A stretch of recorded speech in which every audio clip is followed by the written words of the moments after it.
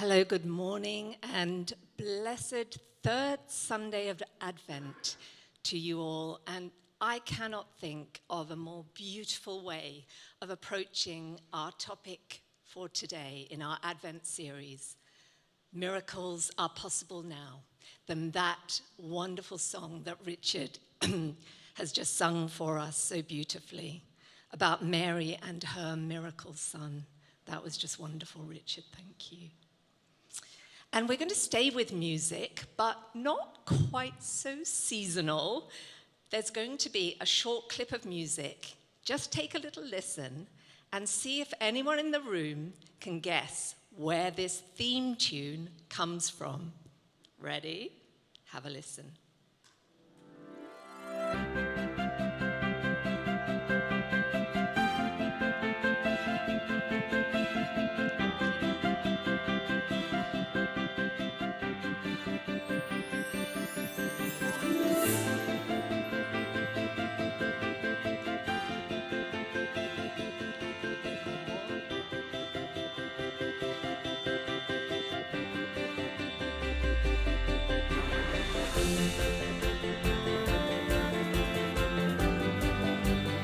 Got it?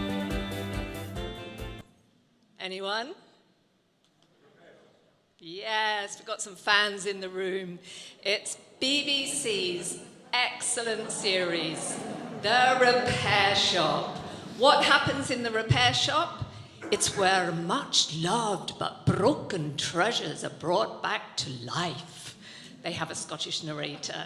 It's a restoration place.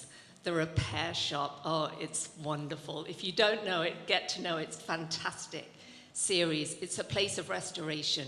I wonder if any of you have a treasured possession that you would like to see brought back to life, or maybe you've already had one restored. Well, I have a beautiful ring. It's made of gold. It's uniquely designed, engraved on the inside, and set with different gems. I love that ring. It's of immense personal significance to me. But I have lost count over the many years of wearing that ring, the number of times one or other of those stones has got damaged, become tarnished, worked loose, fallen out, and sometimes even lost. It got to the point where I had to resort to temporary measures, putting in other stones, more modest stones, which were harder wearing, more practical, more long-lasting. But they had no joy dazzle to them, no shine or radiance. My ring looked sad and sorry, and just a shadow of what it was ever meant to be.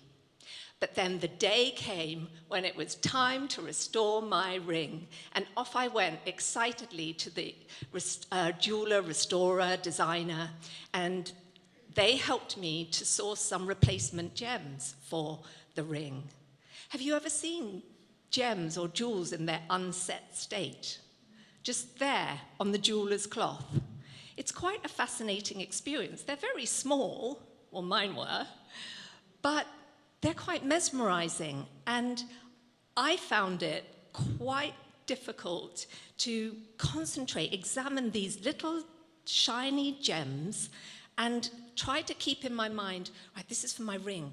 What's this going to look like? I have to imagine this set in the ring in combination with the other gems and everything all assembled together in the whole piece. It was a challenge. But once those gems were chosen, and the jeweler had professionally cut, set, polished, mounted them, put them all together in stronger new settings on a beautiful newly forged band, then not only did the jewels shine in their brilliance, but the whole piece, the beautiful ring, could be seen in all its full glory and significance. My engagement ring. Oh, nice story, Gill. Why are you telling us this? There is a point to it. Because even a brief reading of Luke 1 and 2, which is where we're sourcing our Advent series, even a brief reading will reveal quickly that miracles are positively exploding around that story. Like someone has taken a whole handful of jewels and just scattered them over an otherwise very plain backdrop of ordinary lives and landscapes. You have angelic messengers popping up unsuspected. You have a very elderly couple being miraculously enabled to conceive a baby. You have a young virgin woman having a completely supernatural conception of a child.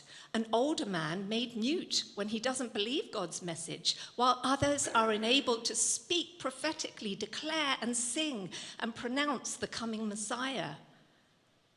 And then you have the shepherds who have this heavenly sound and light show on the hillside with the angels, and culminating in the birth of this miracle child, the King of Heaven, on a bed of hay.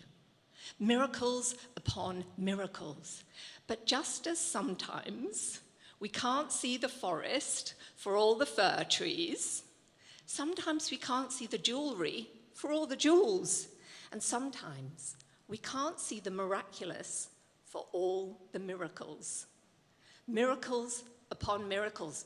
Because these miracles that surround the Advent, wow, they're timely, they're significant, they're prophetic, they're dazzling. But they are not the whole story. And the more we make them the story and focus on them, the more likely we are to miss the miraculous, bigger thing that God is creating. And we need that bigger story to find our place in it. Because honestly, the miracles around the Advent, they do not make miracles possible. Not for you and me, not yet.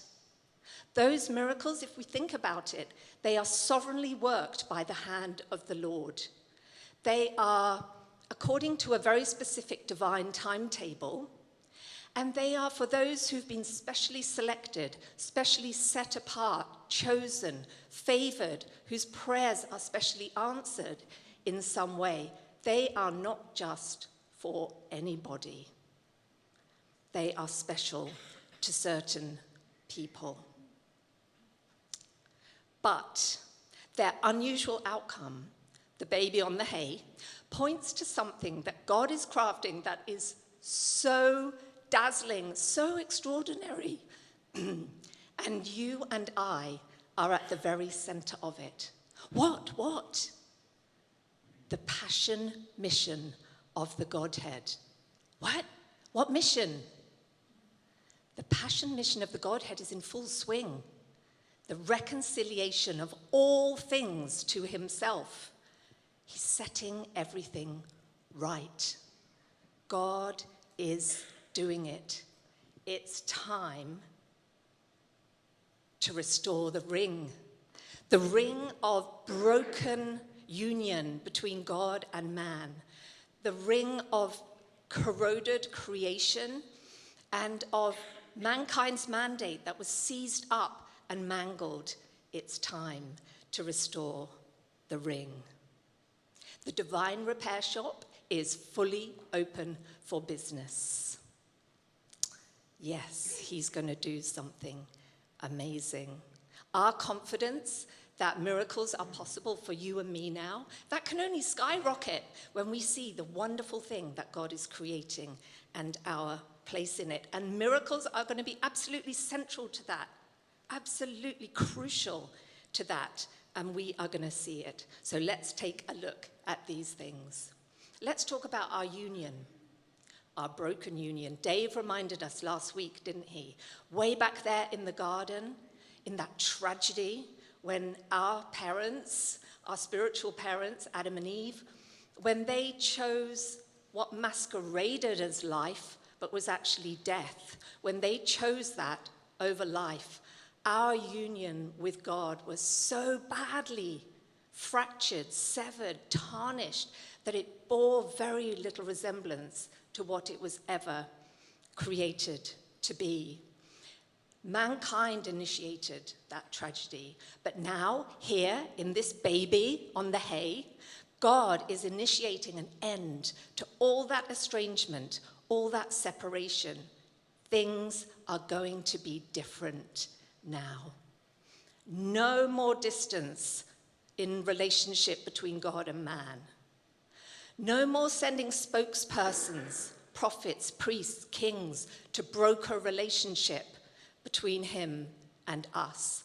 No more temporary measures holding the union, or trying to hold the union together with stones of the law and of the commandments. Necessary, practical, functional, but without the joy, without the radiance, without the brilliance that is befitting to betrothal. No more of that. No more exclusiveness where only one people group enjoys the special favor and attention of God. No, this tiny baby is a giant message to the whole of mankind. I've come to be with you, with all of you. Unto us, unto all of us, a child is born. I mean, why else would God set the dazzling diamond of heaven in a dingy manger, in a temporary shelter, if it weren't to show us, to all of us, even those of us at the furthest edges and lowest ebbs of life, from the migrant refugee family in some tiny tent in a refuge camp in Calais, to the person alone in a room in the pit of addiction, loneliness, breakdown, were it not to say to them, I'm here for you too. I've come to be with all of you. And being with us, that's just the start of different. God has not come just to be with us, but to live life as us, to be one of us, to be a man, fully man. Not just half man, half God hybrid. No, he's put aside all his God advantages. He's living life fully as one of us. He's even got our skin on. He's doing life just as we do, going through it all.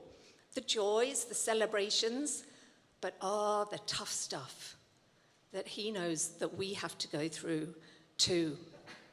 You know, in the past, God heard the groanings of his people, didn't he? From heaven. He saw their pain from heaven, and he sent man Moses to come and lead them and help them. But now in Jesus, no more of that. He's not listening to us from heaven and watching from heaven. He's come down to come into the very middle of it, to walk in the fracture, to walk in the mess, to be one of us and feel it just how we feel it, to do life just how we do it, to go through it all, from teething and grazed knees to going through being teased by friends, snubbed by his family, to going through exhaustion and hunger and working hard to put food on the table, to going through mental and physical and emotional and spiritual anguish, just as we do, and even to betrayal and ultimately death, the whole thing, in fulfillment of Isaiah 63, in all their affliction, he was afflicted. All of it, he walked in our shoes. I wonder, and actually I don't even wonder this. I feel this in the room right now, that there are those among us who you are walking through something and you feel so alone in it. Like there's no one else that can really understand what it's like to walk through what you're going through. And it feels so alone. Would you look at this Jesus? Would you see in him that deep desire, not just to walk with you? You're in your shoes, he's in his shoes, and he's walking along. No, not that. But to come inside your shoes with you and to feel it how you feel it and to understand it and process it how you do. so that you would never have to feel alone in it. You would never have to feel misunderstood, because he knows what you are going through. And he's there, never falling victim to it, so that you can have the strength to walk through it and come through victoriously.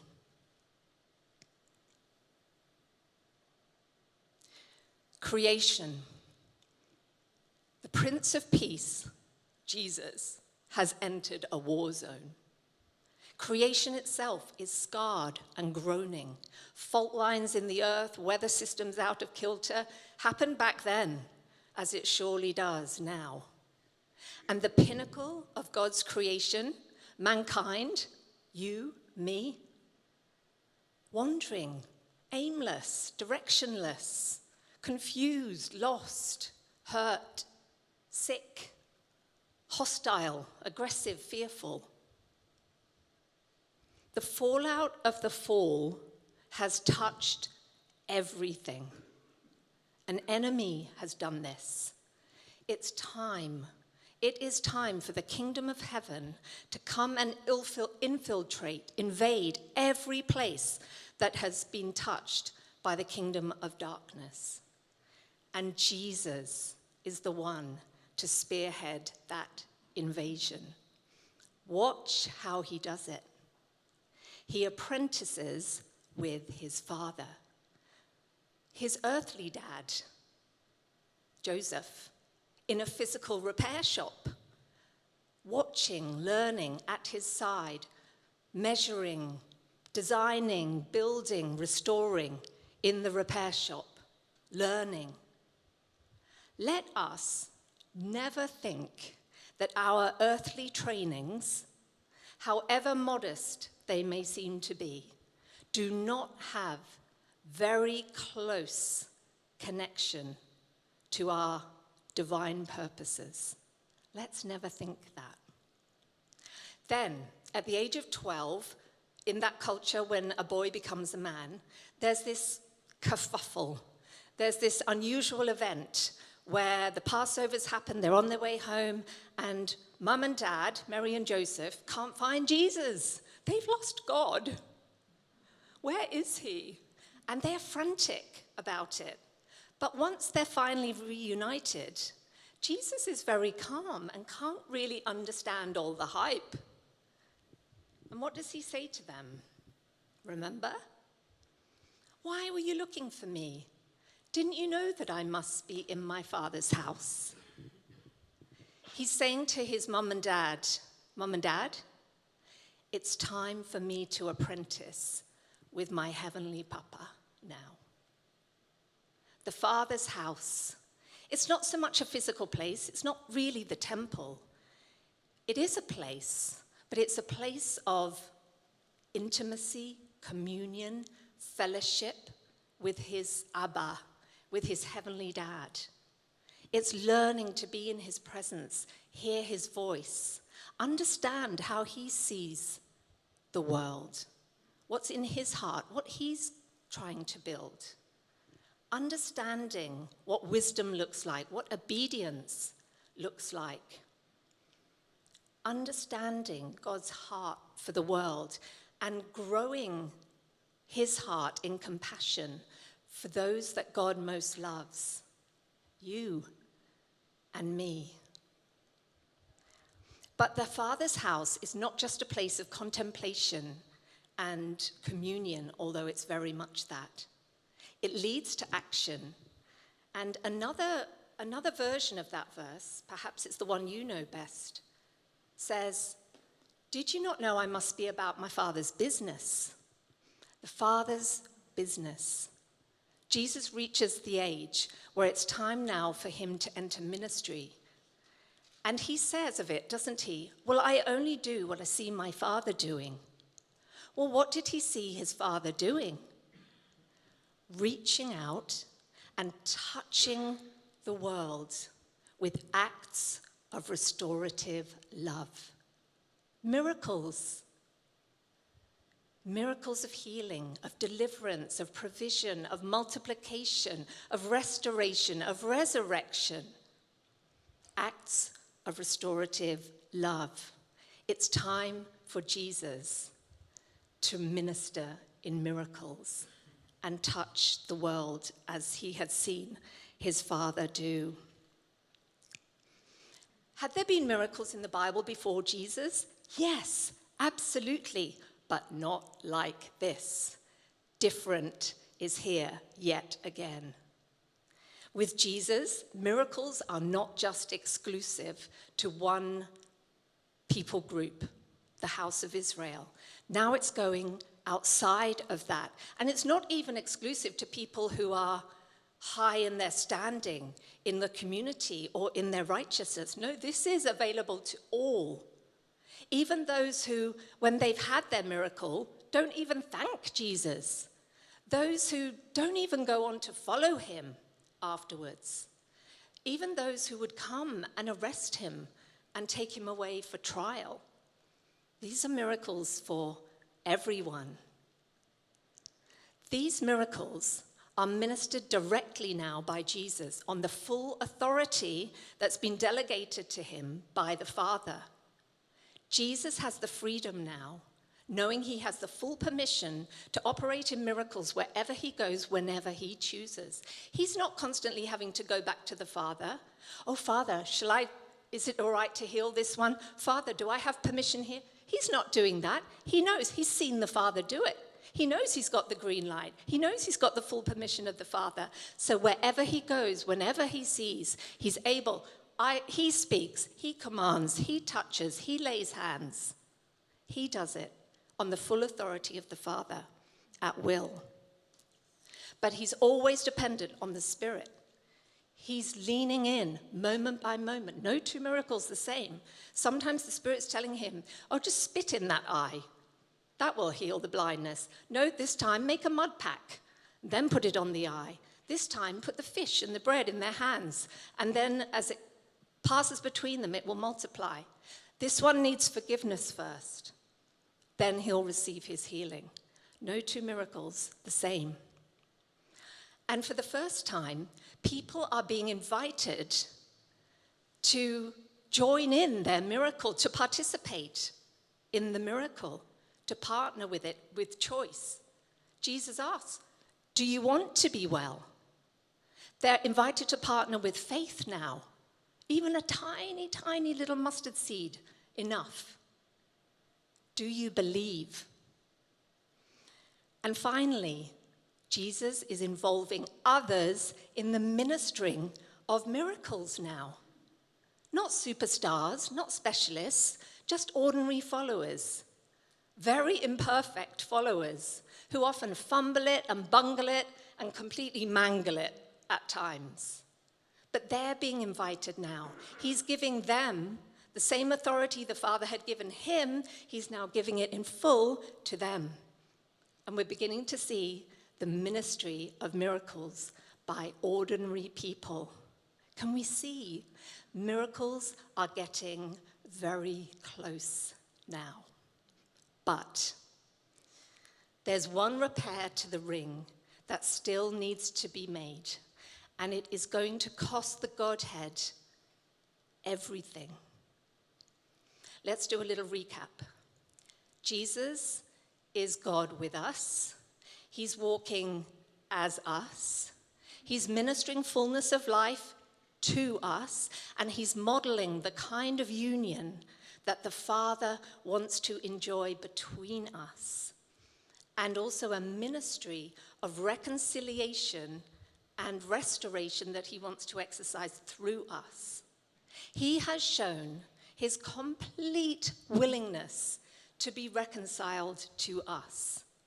But there is a critical problem. We are not yet reconciled to him. We are so far, mankind, still from that place that Jesus is modeling, that place of pure and spotless trust, devotion, obedience to the Father. So far from that place of spotless purity that Jesus had, that allowed him to know Abba moment by moment and to release restorative love in full authority. We're so far from that place still. I've watched enough episodes of The Repair Shop to know that sometimes the damage to an item is so bad that the restorer has to reforge a new inner structure to that piece to enable it to be able to support the beautiful finished restoration that will be the final article.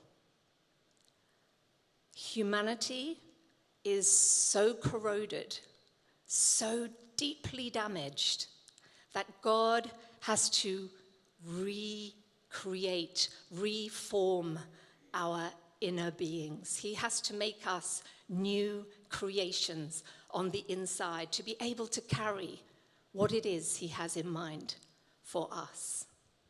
We can't possibly do that for ourselves. So the unthinkable happens. And in completion of that Isaiah verse we saw before, he personally saved them. Jesus does the unthinkable. He himself goes into that white hot furnace of crucifixion on our behalf. He goes into it. And he takes humanity in there with him. Just as first Adam had pulled us all down into that dark place in the fall, so Jesus takes us into the furnace of crucifixion. And in that place, he, Jesus, absorbs into himself all the corrosion, all the taintedness, all the blighting of humanity, and all the shame and the guilt and the fear and the separation, all of it. He absorbs it into himself, and he exchanges into us, reforging us with his pure, spotless, dazzling, innocent perfection. So we come up now out of that furnace of crucifixion, pure, spotless, favored, in complete, perfect union with the Father. And he takes us up into that place of glory at the right-hand side of the Father. And we are there right now, in the Spirit. We are there, hallelujah, perfect, spotless before the Father. The Father has got what he always wanted. He didn't want just God with us, God as us, doing things for us. He wanted to be in us, the most intimate, close union possible. He's done it. He has done it. Hallelujah. Oh, we look the same on the outside, don't we? We're still those earthen vessels, those clay pots. But what he has done on the inside of us, spotless, clean, perfect, beautifully prepared to contain the costliest treasure there ever could be. Christ himself living on the inside of us, his spirit, his power, dwelling inside these pure and spotless vessels, even though we look just like clay pots on the outside. Oh, hallelujah. He has done it. Perfect union. Perfect union. He craved it all along and he's got it.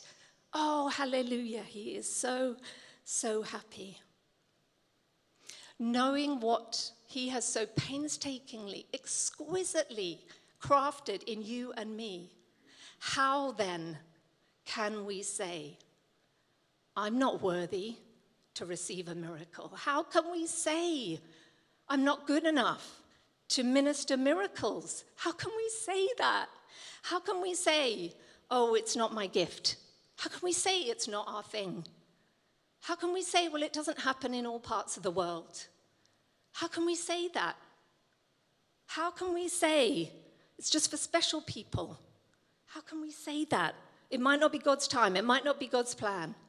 How can we just say, oh, let's wait for revival. He'll do it then. When he's put revival into our very core, he's already done it.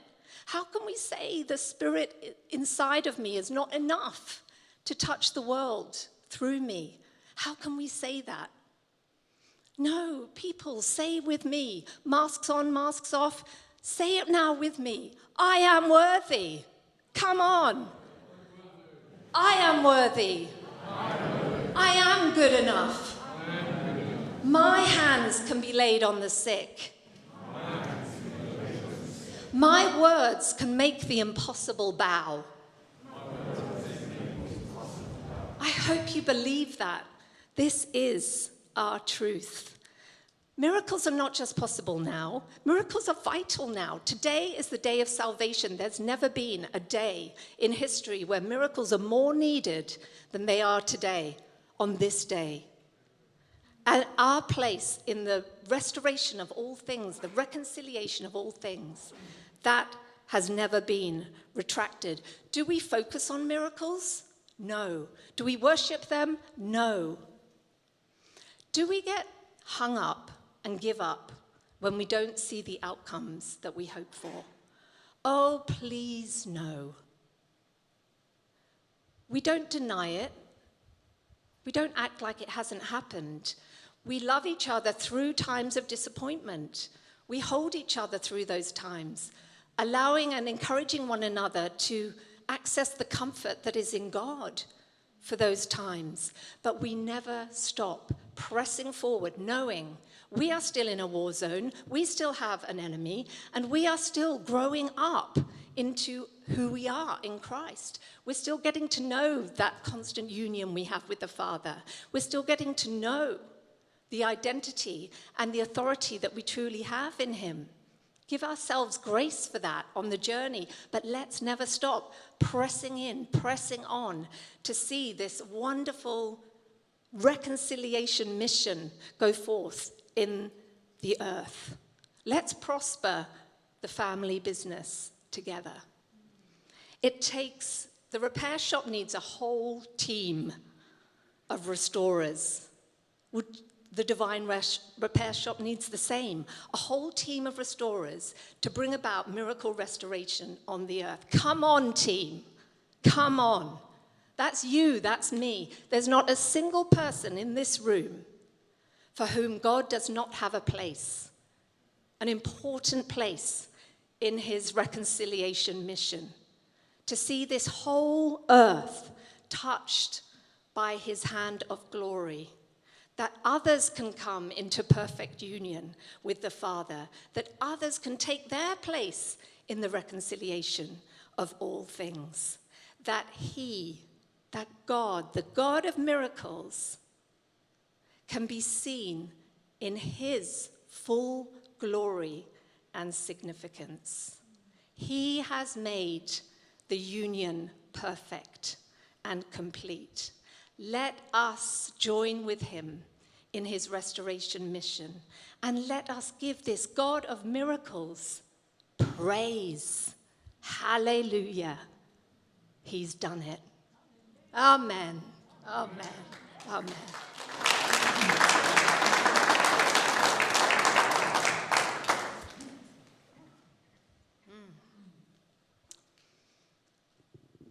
We're going to worship with a video now, and the young man that you're going to see in this video wrote this song. It's called God of Miracles. He wrote this song after a deep personal tragedy in his own life, where he had hoped and prayed for a miracle to happen, and he didn't see it. He didn't. But he wrote this song as testament to his complete, unwavering faith and trust that God is unchanging, that he is a God who can be trusted in every circumstance. And he wrote it with that heart conviction that God would not only restore him through the loss and the pain, but that God would go on and strengthen him to believe that he would see greater things than he had ever seen before, that he would go on and see miracle breakthrough, the like of which he had never seen before. He didn't stay cynical, disappointed, disillusioned. He trusted in the God of miracles. And that's what this song is about. And as you may know it, you may not know it, but as we worship to it, maybe it's a time where you could let go of disappointment, disillusionment, cynicism, in the whole area of the miraculous. Do you need to let go of some of that stuff? Use this song as an opportunity to do that. Or it could be you want to lay hold. You want to lay hold of that tiny little mustard seed of faith that's in you and put it to work with God today through this song as a statement of belief. Yes, God, I believe you are the unchanging God of miracles, and I want to partner with you. Maybe there's something, one thing that God is calling you to partner with him for, to see the miraculous breakthrough in a situation, even this week. Use this song to worship the God of miracles and to build up your faith in who he is. Stand with me and worship.